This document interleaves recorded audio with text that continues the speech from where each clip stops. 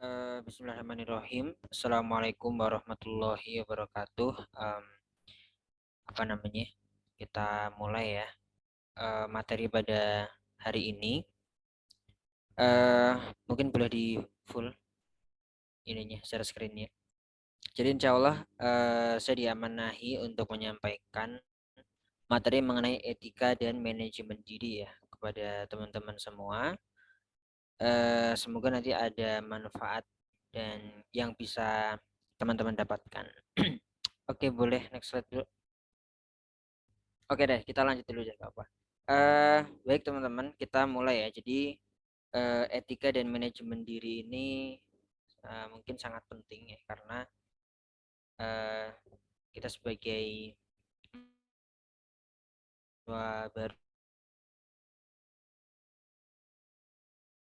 gitu ya, yang enggak hanya dituntut punya kapasitas intelektual gitu ya, tapi kita juga bagaimana bisa menjawab krisis moral eh, yang cukup besar sebenarnya. Yang ini memberikan kekhawatiran yang bertubi-tubi mungkin ya, yang eh, masih menggema di masyarakat. Nah, oleh karenanya, semoga kita bisa mencoba mendalami dan memahami lebih dalam. Oke, boleh next slide. Oke, kita mulai mungkin dari sebuah refleksi. Ini ada 3 pertanyaan ya. Ini mungkin teman-teman udah mulai kuliah ya, ketika nanti dengerin materi ini. Mungkin coba boleh direfleksiin kira-kira jadi materi kuliah, jadi kuliah teman-teman mungkin ada yang online dulu, ada yang offline, ganti-ganti. Kira-kira apa sih yang kemudian disenengin dari kuliah gitu kan? Eh, apa namanya mungkin sudah mulai bertatap muka setelah mungkin 2 tahun gitu ya. Ataupun mungkin apa yang kira-kira disebelin gitu kan dari kuliah, dari belajar tatap muka, karena mungkin kita sempat mengalami eh, apa gap di mana kita sudah terbiasa ketika kuliah kita belajar ataupun berkomunikasi dan lain sebagainya itu tatap layar kayak gitu ya. Nah, ataupun ada nggak sih yang kemudian dibosenin ketika seminggu terakhir? Karena itu menjadi penting. Kenapa teman-teman? Karena itu menjadi refleksi bagi kita di awal ini kayak gitu ya. Nah, oke boleh next slide dulu. Nah, selanjutnya kita akan coba bahas nih. Em, dari refleksi itu kita akan coba cek kira-kira hari ini ketika mungkin teman-teman mendengarkan materi ini apakah kemudian lebih baik daripada hari sebelumnya. Em, Maka kemudian Rasul bilang berarti kita adalah orang yang beruntung.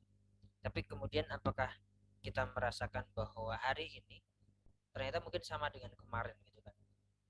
Nah, maka Rasul bilang situ kita adalah orang yang merugi. Atau bahkan mungkin kita adalah orang yang ternyata keadaannya lebih buruk daripada hari kemarin. Maka Rasul bilang itu adalah orang yang celaka gitu ya. Oke, boleh next slide lagi.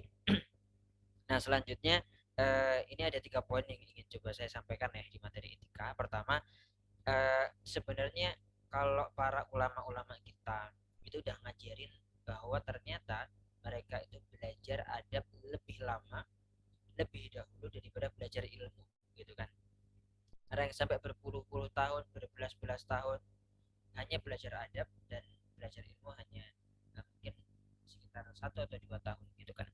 Nah, satu ada buku yang mungkin nanti bisa menjadi referensi bagi teman-teman semua.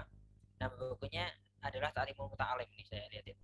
Ta'limul Muta'alim ini adalah buku tentang pentingnya adab sebelum ilmu. Dan memang ini kemudian dibuat secara ringkas ya gitu ya. Karya Imam Azhar Nuji. Teman-teman nanti bisa dilihat di sini. Eh, Akan ada banyak yang kemudian membuat kita harus belajar terkait mengenai etika ya gitu kan. Kenapa etika atau kita sebut adab atau kita sebut akhlak gitu ya? Karena itu adalah teladan yang kemudian diajarkan oleh Rasul kita juga gitu kan. Nah, bahkan bahkan satu keteladan ini justru nanti akan jauh berdampak daripada 1.000 kata-kata mutiara gitu ya. Dan yang kedua, dalam proses kita belajar jangan lupakan mengenai niat. Kenapa penting? Karena niat yang tulus, ikhlas, bulat, tekad di awal itu kadang nanti akan tiba-tiba perjalanannya mengalami belok-belok gitu kan, dan lain sebagainya. eh, Makanya penting juga, termasuk soal kita misalnya sekarang ada di kampus. Kalau dulu guru saya bilang sebenarnya eh, utamanya di kampus itu bukan menuntut ilmu, bukan belajar di kelas gitu ya, tapi bagaimana bisa meramaikan masjid gitu kan, bisa memberikan kontribusi yang nyata kepada masyarakat, karena itu adalah output dari apa yang kemudian kenapa kita masuk ke dalam kampus. Tapi bukan berarti kemudian kuliahnya dikesampingkan gitu ya. Eh, Selanjutnya adalah ada juga poin ketiga mengenai adab terhadap ilmu dan ahli ilmu gitu kan. eh, ada pepatah yang bilang bahwa kesabaran dan keteguhan ini adalah fondasi terbesar dalam menuntut ilmu.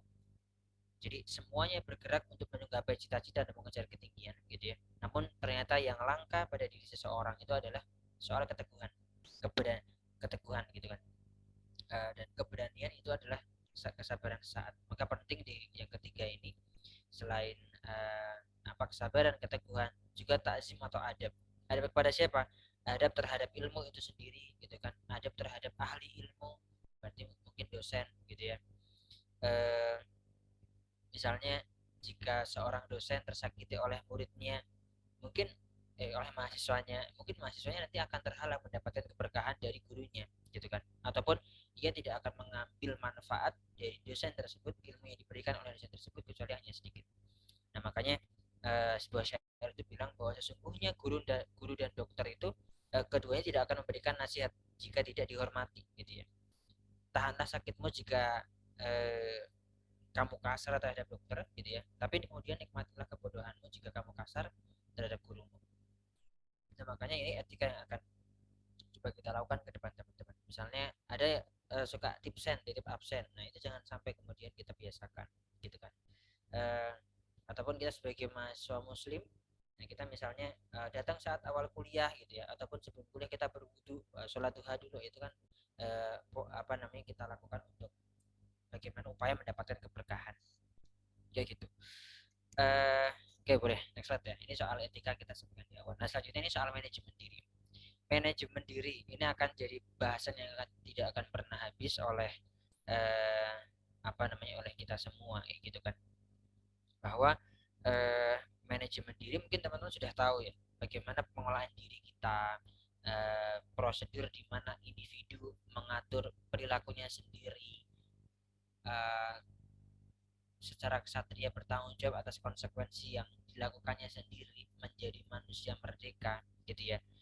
Ada kemudian dorongan diri sendiri untuk maju dan mengatur semua urusan potensi pribadinya, ada pengendalian untuk mencapai hal yang baik gitu ya, serta mengembangkan berbagai segi dari kehidupan pribadinya gitu kan, agar lebih sempurna untuk kedepannya. Nah artinya di sini kita bicara soal bagaimana kita dituntut untuk bisa mengembangkan kemampuan kita mengenali dan mengelola dirinya secara fisiknya seperti apa, emosi, pikiran, jiwa, bahkan spiritual, sehingga gak hanya mampu mengelola diri, bahkan nanti akan mengelola orang lain, karena itu yang kemudian nanti akan dituntut juga di kampus. Eh, Kemampuan kita untuk memanajemen diri nanti akan berpengaruh terhadap bagaimana kemampuan kita itu bisa memanajemen organisasi, memanajemen masa yang lebih besar gitu kan, mengatur eh, apa namanya, struktur-struktur yang kemudian ada di organisasi kayak gitu. eh oke, mungkin boleh next slide. Nah sambil sambil jalan gitu ya, sebenarnya apa sih, karena kita harus memahami diri, punya kemampuan manajemen diri gitu kan, ya tak lain adalah eh, tumbuh rasa percaya diri gitu kan, untuk bisa mengatur segalanya gitu kan. Ada yang bilang kemudian ada manajemen waktu 24 jam per hari, 7 hari per pekan gitu kan. Namun ada juga terkadang orang yang belajar manajemen waktu namun merasa kurang gitu ya, merasa kekurangan waktu, rasanya mungkin tidak tercover semuanya. Makanya manajemen diri ini nantinya akan berpengaruh terhadap juga manajemen waktunya seperti apa. Nah ini mungkin bisa teman-teman lihat, ada 4 ya manfaat manajemen diri menurut Bejo Saksono. Pertama, soal bagaimana kita melepaskan stres, cemas, marah, takut, dendam gitu ya, sakit hati. Bagaimana kita kontrol, salah satu dalam manajemen ini adalah kontrol kita terhadap sesuatu yang sifatnya itu eksternal gitu kan, yang sebenarnya itu netral gitu ya kalau kata filsuf Stoa, tapi kita yang akhirnya memberikan respon negatif sehingga kita menjadi sebagai sesuatu yang negatif gitu kan. Ataupun yang kedua, menghilangkan rasa sakit gitu ya, penyakit dan penyembuhan, ini juga penting, terkait bagaimana psikologis dan mental.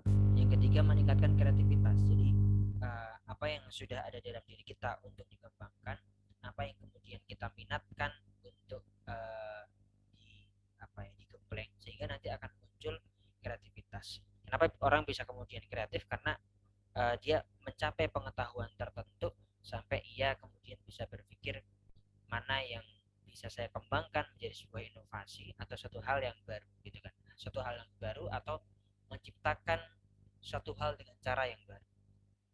Yang keempat adalah bagaimana pemecahan dan penyelesaian berbagai permasalahan. Ini akan penting karena kita nanti dituntut dengan berbagai, bahkan dituntut dengan berbagai masalah yang harus kita cari solusinya dalam waktu yang bersamaan ataupun berdekatan. Kita yang dituntut untuk bisa berpindah dari satu masalah ke masalah yang lain, tapi dengan efektif, efisien, dan hasilnya memuaskan. Nah, manajemen diri nanti akan mencoba uh, menantang kita bagaimana kita bisa berbagai menyelesaikan berbagai masalah. Mungkin gak hanya masalah diri gitu kan.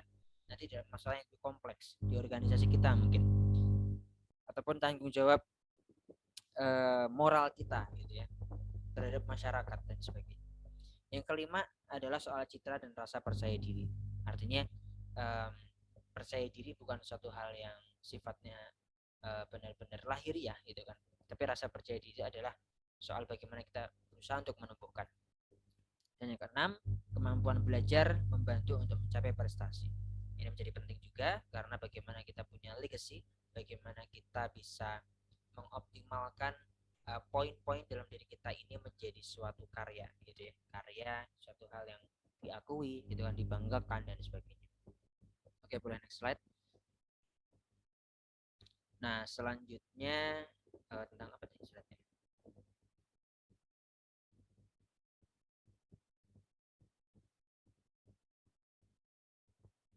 Oke, nah selanjutnya ada 4 strategi ya teman-teman dalam manajemen diri. Ini menurut Canva dalam diri Anda udah kayak ini, udah kayak jurnal skripsi aja kayak gitu, daftar pustaka.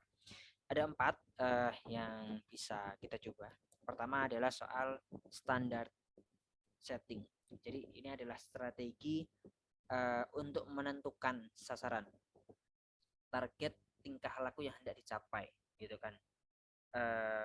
Misalnya berusaha untuk apa target tingkah laku untuk tidak absen selama kuliah, gitu kan. Berusaha untuk berkata jujur kepada semua orang. Suatu hal yang mungkin sudah ditanamkan sejak kecil oleh orang tua kita, tapi mungkin semakin kita besar, semakin kita mengaburkan eh, apa tingkah laku baik itu, kayak gitu kan.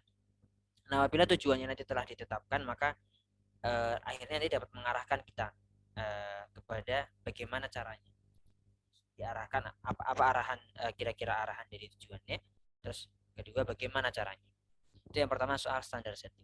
Yang kedua adalah self monitoring. Jadi ini adalah teknik untuk mencatat atau membuat grafik ya atas dasar data yang ada pada diri seseorang gitu kan. Nanti kita akan coba melihat misalnya eh, misalnya soal sholat 5 waktu gitu ya, soal 5 waktu. Mungkin kalau yang cowok bagaimana 5 waktu itu di masjid gitu kan. Dan nanti akan coba cek grafiknya selama sepekan seperti apa, apakah nanti akan ada peningkatan gitu kan, stagnan ataupun turun. Nah itu nanti juga akan juga penting, gak hanya soal ibadah ya, tapi juga soal um, hal yang sifatnya mungkin substansial, maksudnya substansial di akademis gitu kan, ataupun yang sifatnya keseharian.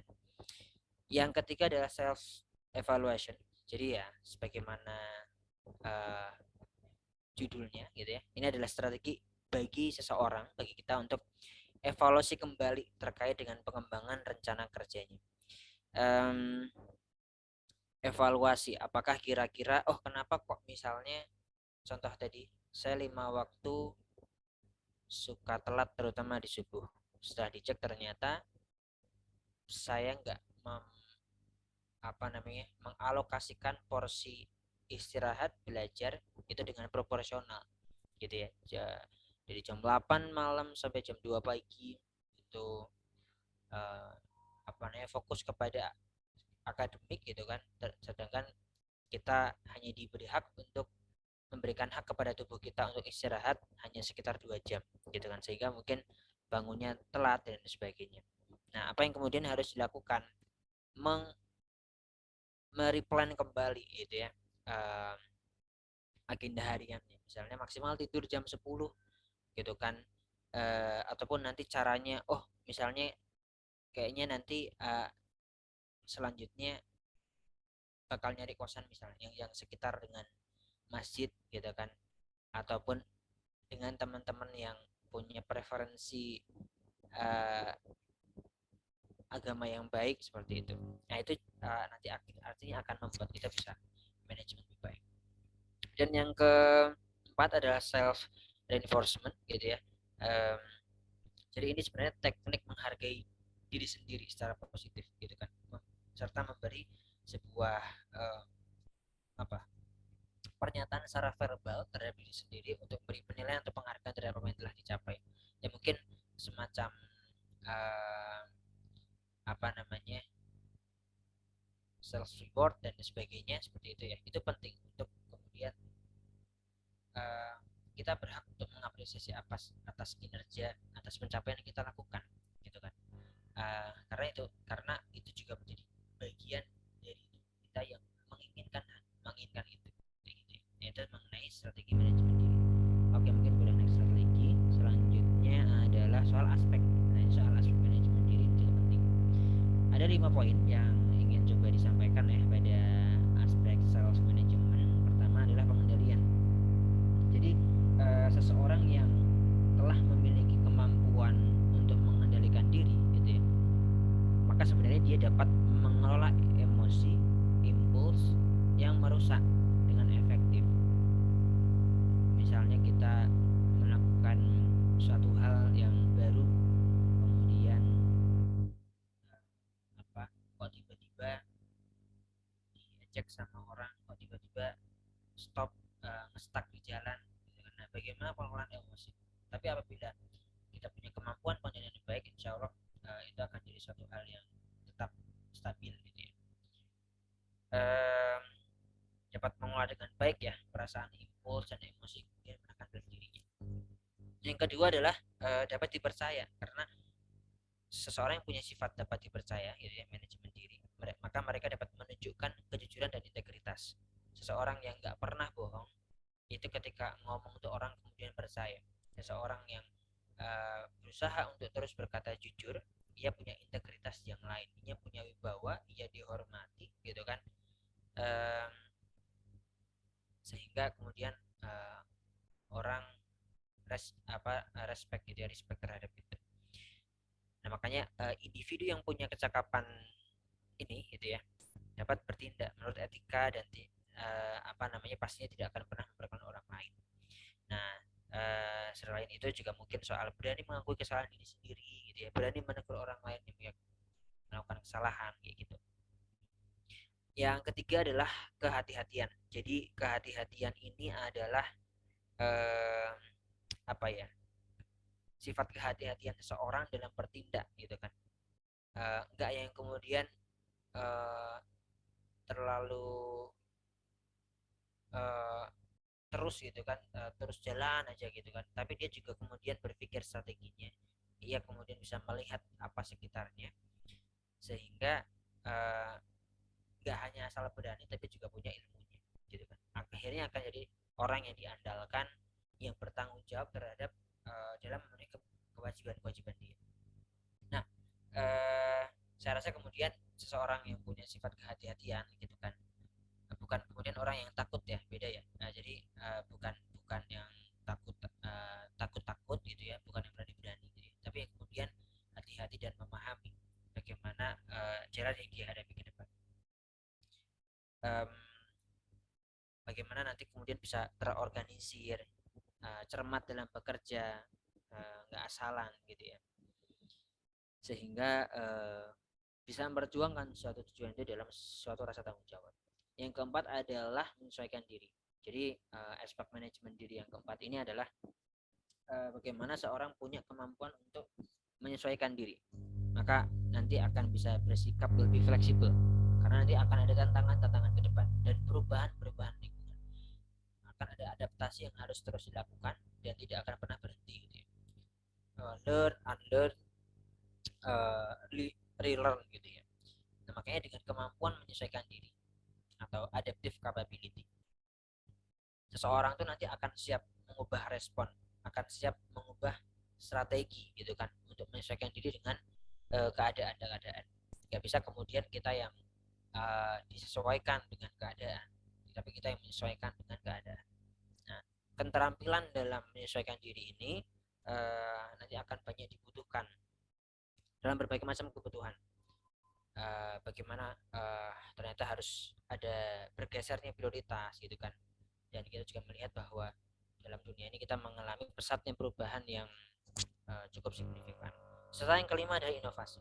Jadi apa namanya, aspek inovasi ini bagaimana menjadi seorang yang mudah menerima, bisa terbuka terhadap gagasan, pendekatan, dan informasi-informasi baru. Oleh karena seorang dengan kecakapan ini akan selalu nyari nih dan menciptakan gagasan yang baru gitu kan, dan mendahulukan solusi-solusi yang orisinil dalam pemecahkan masalah, nggak pakai baper-baperan itu ya, tapi bagaimana melihat secara rasional choice. Pastinya pun juga nanti akan berani untuk mengubah wawasan dan siap mengambil resiko akibat mungkin inovasi yang dihadirkan. Pastinya ada sifat kehati-hatian tadi seperti itu. Oke, mungkin boleh next slide. Oke, ini slide terakhir ya, slide sebelum terakhir. Jadi bicara tentang manajemen diri teman-teman semuanya, bukan hanya soal bagaimana kita bisa mencapai cita-cita atau tujuan hidup yang mungkin ya saya rasa hanya sempit kalau misalnya kita melihat secara duniawi saja gitu ya. Tapi bagaimana manajemen diri itu erat kaitannya juga dengan bagaimana keteguhan keimanan kita. Makanya kemudian manajemen diri dalam Islam itu ditujukan pada proses mengarahkan respon positif dari seseorang terhadap semua peristiwa yang terjadi dalam kehidupannya. Ini kan kemudian kita sering lihat bagaimana kita bisa melihat sisi positif, perspektif yang lebih konstruktif dalam melihat suatu peristiwa-peristiwa yang terjadi dalam hidup kita. Apa husnudon gitu ya, berpikir mencari butir-butir hikmah dalam setiap peristiwa atau tantangan atau masalah yang ada. Dan itu mungkin menjadi salah satu poin penting bagaimana Islam mengajarkan kepada kita mengenai manajemen diri. Sebagai seorang muslim ini menjadi penting teman-teman semua. Kenapa? Karena manajemen diri itu sudah diajarkan juga oleh Allah Subhanahu wa taala.